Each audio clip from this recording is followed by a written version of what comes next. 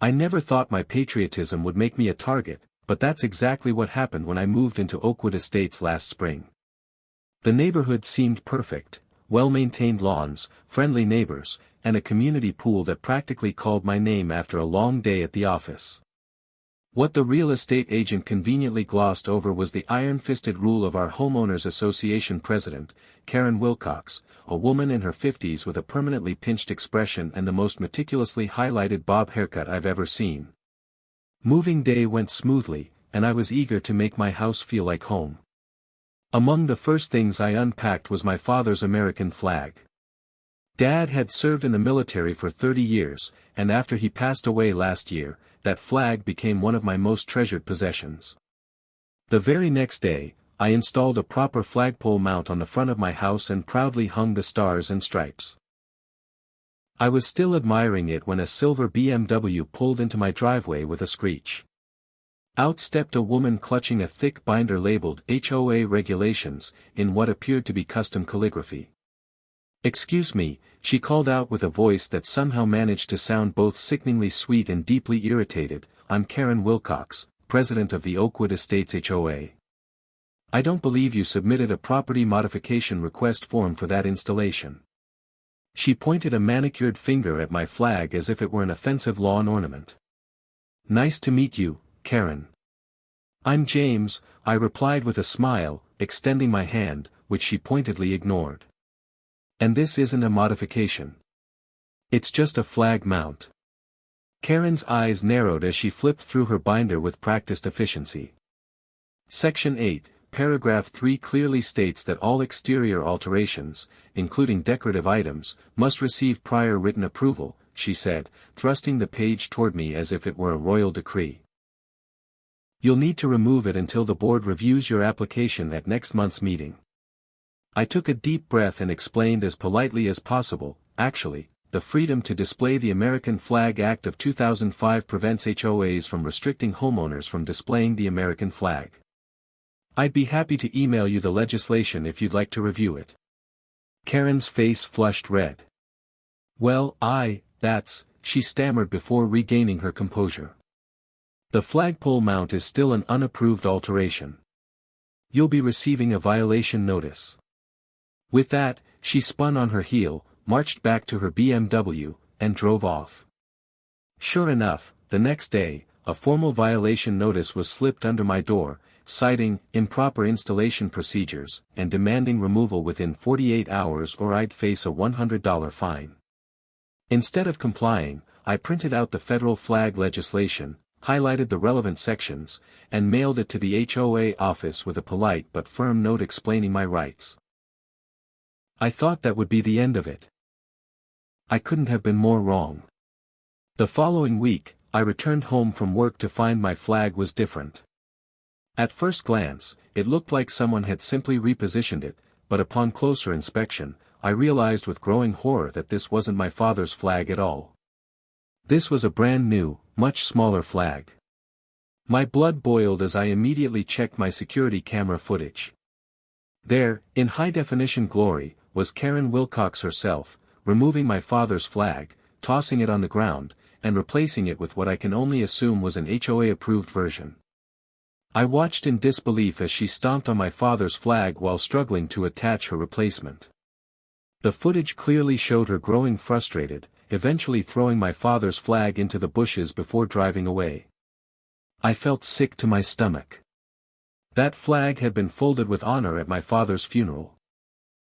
It had been presented to me by men who had served alongside him, and now it lay crumpled in my shrubs because of some power-hungry HOA president. After carefully retrieving my father's flag and properly folding it, I did some research. I discovered that willfully damaging or destroying an American flag on private property wasn't just rude, it was a federal offense under U.S. Code Title 18, Section 700. But I didn't want to escalate things immediately. First, I decided to confront Karen directly. The next morning, I knocked on her door with my security footage queued up on my tablet. When she answered, in her matching Lululemon workout set, I calmly stated, "Karen, we need to talk about what happened yesterday." "I have no idea what you're talking about," she replied with a dismissive wave of her hand. And unless you're here to pay your violation fine, which has now doubled for non-compliance, I'm in the middle of my morning meditation. I turned my tablet toward her. My security camera captured you removing and damaging my flag. That flag was a military honor given to me at my father's funeral. Her expression didn't even flicker with remorse. Instead, she leaned forward and said in a hushed voice dripping with condescension, "Listen, James, I've been running this HOA for 12 years. People like you come and go, thinking you're special, thinking the rules don't apply to you. But I'm still here, and I will be long after you give up and sell. Your tacky, oversized flag was bringing down property values, and I did what needed to be done. So either fall in line or face the consequences." With that, she slammed the door in my face. I stood there for a moment, stunned by her sheer audacity. It was clear reasoning with her wasn't an option. I walked home, carefully rehung my father's flag, and placed a call to the local police department's non-emergency line. The officer who arrived took my statement and reviewed the security footage with obvious concern. "Sir, this is more serious than a typical neighborhood dispute," he explained, taking notes.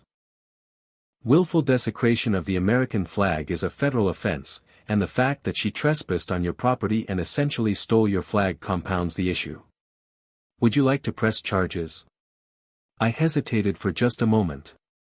I wasn't the type to cause trouble, but I also couldn't let Karen's behavior go unchallenged. "Yes," I finally said, "I want to press charges." What happened next spread through the neighborhood like wildfire. 2 police officers arrived at Karen's house that afternoon while she was hosting her monthly book club, which, according to my neighbor Diane, was really just an excuse for Karen to show off her latest kitchen renovation and criticize everyone else's taste in literature. The officers rang the doorbell, and when Karen answered, they informed her that she was being charged with flag desecration, trespassing, and petty theft.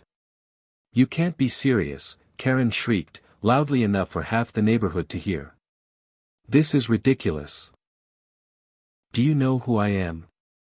I'm the president of the Oakwood Estates HOA. The officers remained stoic as one of them replied, "Ma'am, please keep your voice down. You're being placed under arrest. You have the right to remain silent." Karen was escorted to the police cruiser in handcuffs, still wearing her hostess apron, as her book club watched wide-eyed from her bay window. Her indignant protests echoed down the street, "This is all a misunderstanding. That flag was non-regulation. I was enforcing the bylaws. Call my husband, he's a pharmaceutical sales manager." I didn't take any pleasure in watching her humiliation, well, maybe just a tiny bit, but I felt a sense of justice for my father's memory. The charges were serious enough that Karen had to appear before a judge the following day for arraignment. She was released on her own recognizance but faced potential fines of up to $1,000 and, theoretically, up to 1 year in prison, though the officer explained that jail time was highly unlikely for a first offense. Word of Karen's arrest traveled faster than her infamous email blasts about improper trash placement. By evening, my phone was buzzing with texts from neighbors I'd barely met, many sharing their own horror stories about Karen's reign of HOA terror. Apparently, I wasn't her first target, just the first to actually stand up to her with legal backing. 3 days later, an emergency HOA board meeting was called. I attended, along with nearly every homeowner in the community, a stark contrast to the usual sparse attendance. The vice president, a retired judge named Walter, led the proceedings with a gravity that matched the community's mood. In light of recent events involving our board president, and after consulting our bylaws regarding conduct unbecoming of an officer, the board has unanimously voted to remove Karen Wilcox from her position, effective immediately, Walter announced. A spontaneous applause broke out. Karen, who sat rigid in the front row, jumped to her feet. "You can't do this. This is a witch hunt. I've given everything to this community." Her voice cracked as she realized she was losing the one thing that had given her a sense of power and purpose. Walter continued calmly, "Additionally, Ms. Wilcox will be personally responsible for all legal fees incurred by the association in this matter, as her actions were taken without board approval and in direct violation of federal law.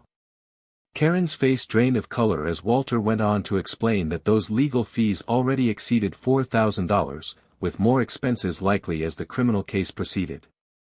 Furthermore, her employer, a local real estate agency that specialized in properties within HOA communities, had placed her on unpaid leave pending the outcome of her case, concerned about the publicity affecting their business.